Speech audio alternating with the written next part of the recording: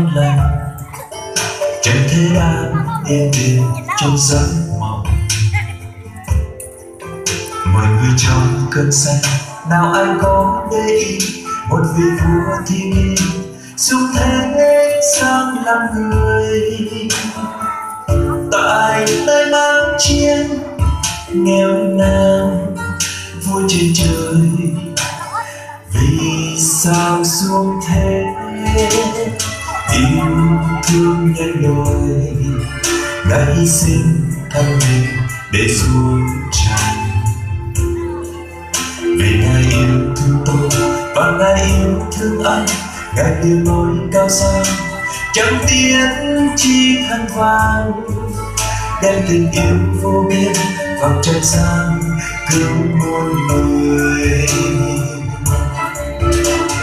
Nơi bên em chùm chiêng mang có Chúa Giêsu mang hình hài con người, yêu thương con Ngài hy sinh hết chuộc tội con trên thập giá ngày xưa.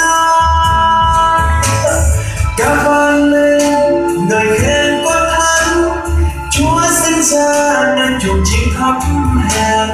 Đời lên mùa đông năm đó, Chúa Giêsu xuống thế gian vì yêu.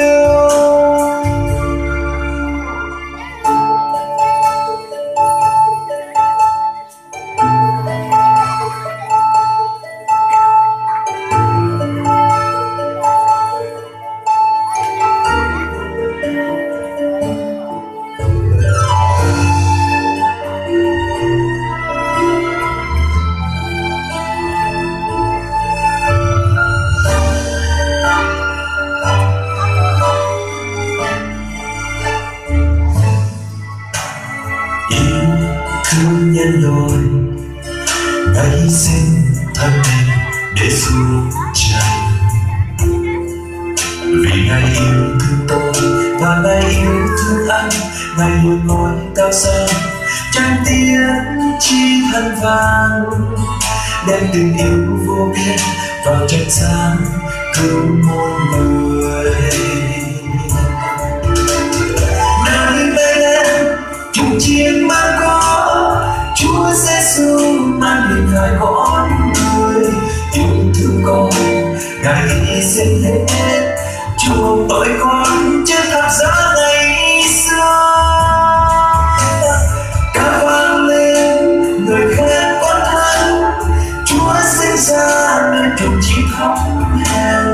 Đời về lên mùa đông năm đó, Chúa Giêsu sống thế gian vì yêu.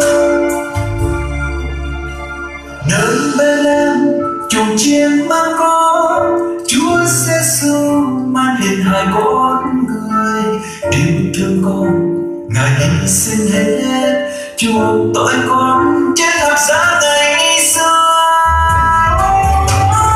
Vang lên lời khen con thánh, Chúa sinh ra nên chuộc chim khắp hèn. Đời về lên mùa đông năm đó, Chúa Giêsu xuống thế gian vì yêu. Chúa Giêsu xuống thế